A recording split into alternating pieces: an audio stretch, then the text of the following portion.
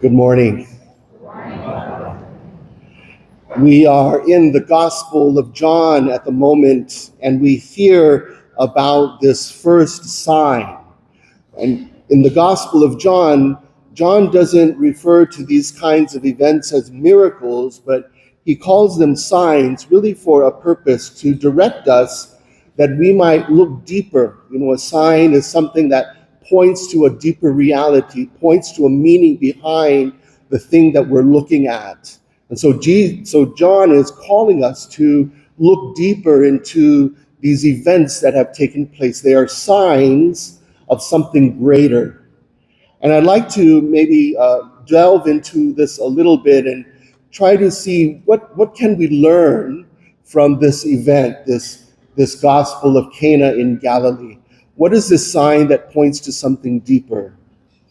And I want to point out three different things. And the first one is the fact of Mary being in this miracle.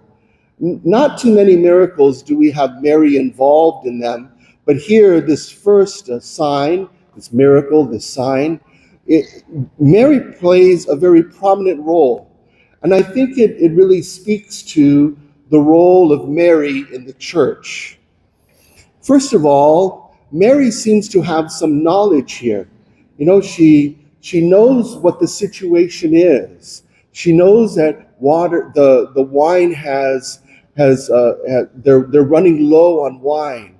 And we don't know how she knew this. Maybe she just simply observed it, or maybe someone told her. But she's very attuned to the reality that has taken place. I think this is something that we can think about in our own life. The role of Mary and the role of Mary with Jesus. Mary is not any ordinary character in this gospel, but she plays a special role in the gospel and in Jesus's life of bringing the needs of the wedding party to Jesus. And so it is true in our life as well. Mary plays a very special role. Mary is knowledgeable. Mary knows our situation. She is not distant from our situation. And she intercedes for us.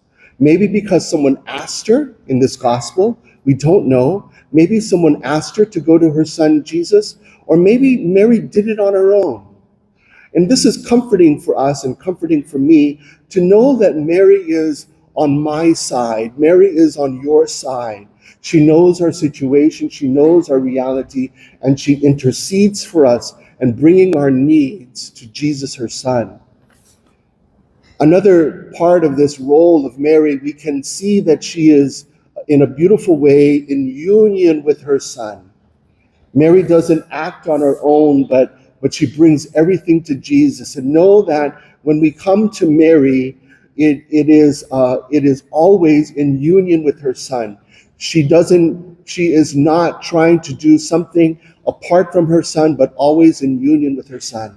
And we see this in the second point I want to make. It's where Mary says to the servers who are beside her apparently, and she says to the servers, "Do whatever he tells you." Mary is not trying to twist Jesus's arm. Mary is not trying to do her own will. But Mary is in union with her son and simply lifts up the need that the wedding party has to Jesus. It's not trying to tell Jesus what to do or anything like that. He simply tells the servers, "Do what he tells you." It also reveals this comment that Mary makes. It reveals her trust, that Mary has a beautiful trust in Jesus. And I think this says something to us about our role of how we lift up our prayers to God. Mary is a role model in many ways in this gospel of how to pray. She doesn't come to Jesus with a solution. She doesn't say to Jesus, "Jesus, you need to make more wine." We don't know what the solution is. Mary simply comes and tells Jesus the problem, the situation that exists, and trusts that Jesus will, in his infinite knowledge, in his infinite power, will provide the best solution possible. I think, again, this speaks to us in how we pray. Sometimes in our life we want to not only tell Jesus what our problem might be, but we think we already know the solution. We think we know what is best. And we try to tell God, God, because of this, I want A, I want B, I want C. And we kind of bind God into following, instead of we doing God's will, we're trying to tell God, God, do my will.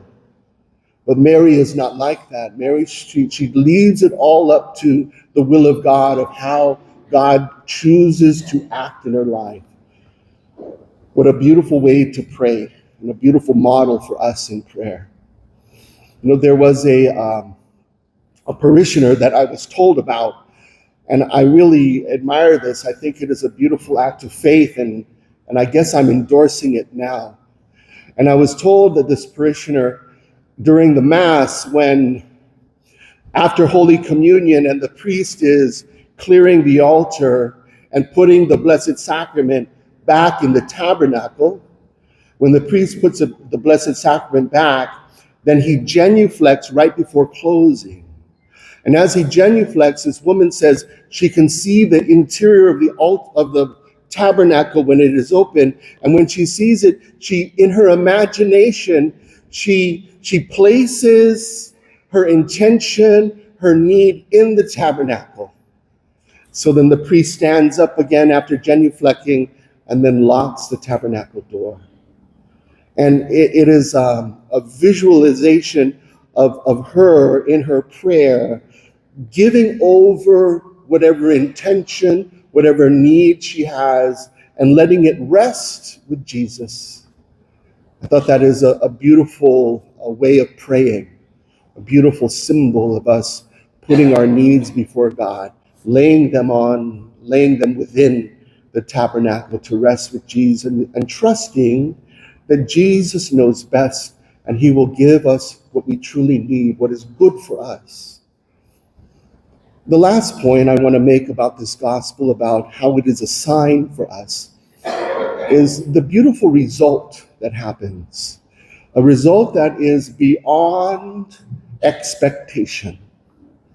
Rather than dictating to Jesus what needs to be done, Mary leaves it up to Jesus, and Jesus performs a miracle that is magnanimous.